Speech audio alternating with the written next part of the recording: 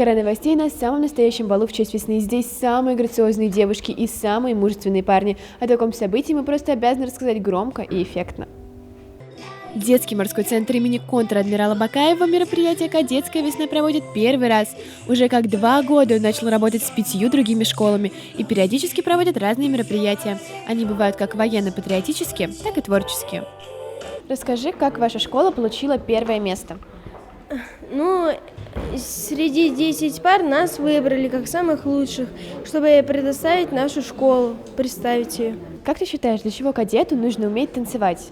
Я думаю, чтобы на балах быть самым красивым, чтобы кадет был разносторонний, чтобы все умел.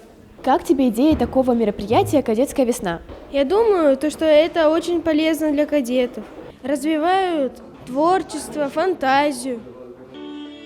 Все ребята волнуются, но это не мешает им отлично выступить, ведь выбирали лучших из лучших, а это означает, что ребята профи в своем деле. На балу были также приглашенные гости. Это танцоры, у которых за спиной 8 лет танцев. Они прекрасно выступили, открыв бал своим танцем.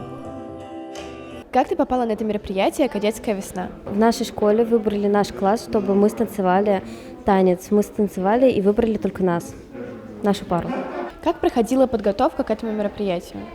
Мы репетировали каждый день и готовились к этому празднику. И в данный момент выступило несколько школ, именно 4, считая с нами.